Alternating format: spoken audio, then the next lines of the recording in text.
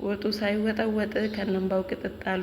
አይ ሶሊ ማለት ነው ተንበርክከህ ቀለበት ካላደረክልኝ እያለችው ነውና የሆነ ወረቀት ነገር ይዛ መታ በዚህ ጠቅልልና ቀለበት አስመስልና እስኪ ተንበርክከህ አሳየኝ ስትለው አጅሬው ደግሞ እንግዲህ ለማስመሰል አንደኛ ነው። አቤል ለማስመሰል ማን ብሎት ጋይስ እንደምታዩት እዚህ ጋር ይሄው ተንበርክኮ ቀለበት አስመስሎ ምናምን ነገር ይሄው አሰርኩልሽ ምናምን እያላት ነው። እሷም ደግሞ በቃ ደስ ብሎኛል፣ እንደዚህ ነው እንዴ ለካ በጣም ያስፈራል። በተለይ ደግሞ ሰው ሲኖር አስበኸዋል ምናምን ነገር እየተባባሉ ነው።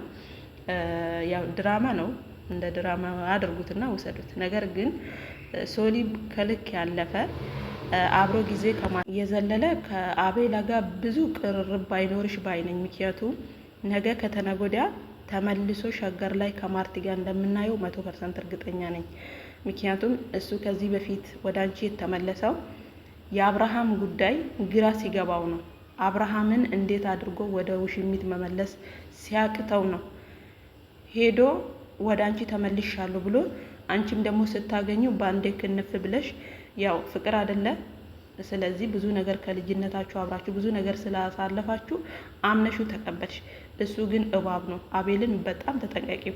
ነገ ከተነገ ወዲያ ሸገር ላይ እንደምናየው 100% እርግጠኛ ነኝ። እውነት ለመናገር አሁን እዚህ ጋር ምንድነው ያለው? እኔ ቀለበት አስርልሻለሁ ምንም ችግር የለብኝም። ነገር ግን ለምንድነው የቸኮልሽው?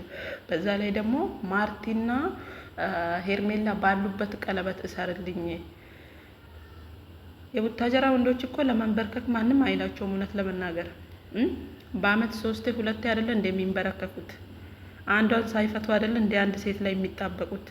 ይሄ እኮ የነሱ ባህሪ ነው፣ ባህሪያቸው ነው እውነት ለመናገር። ስለዚህ በዚህ ልክ ራስሽን አሳልፈሽ ባሰጪ፣ ድጋሚ ልብሽን ባሰብሪ። ምክንያቱም አንዴ ከህይወትሽ ወጥቷል፣ አንቺም ረስተሽዋል፣ የራስሽን መንገድ ይዘሻል። ድጋሚ ደግሞ ወደ ራስሽ መልሰሽ ልብሽን ባትጎጂው ባይነኝ እኔ። ለምን አቤላ በደንብ አድርጎ ማስመሰል ይችላል። ምንም አልታመመም፣ ምንም ነገር አልሆነም።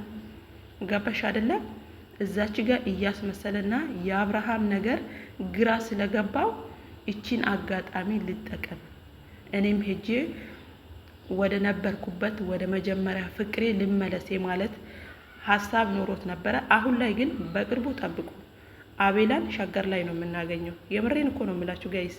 ምክንያቱም ከሶሊ ጋር የመቀጠል ፍላጎት የለውም። እንዲሁም ደግሞ ማርታም በእንደዚች በቀላል መንገድ የምትፋታ አይነት ልጅ አይደለችም።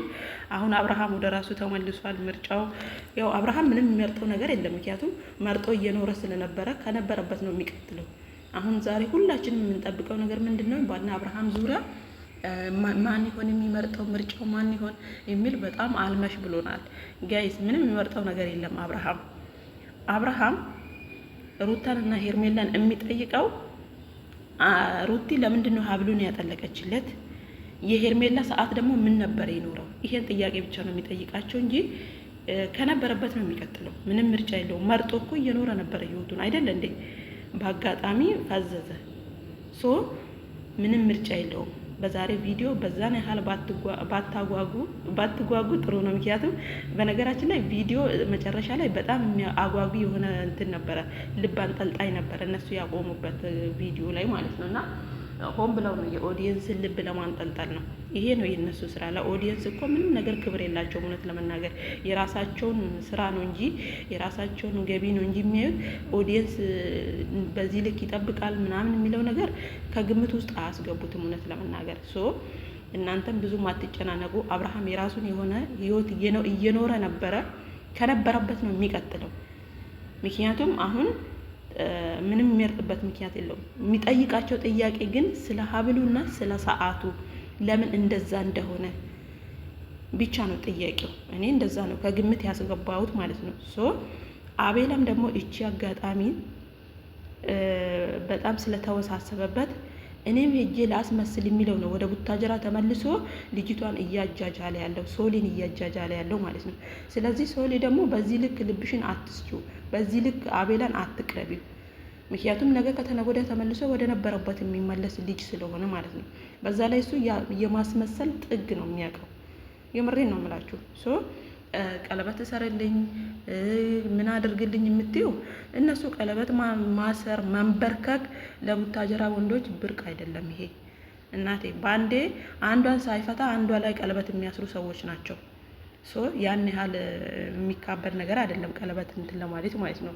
ስለዚህ እኔ ቆንጆ ሶልዬ የራስሽን ህይወት ብትኖሪ ይሻልሻል።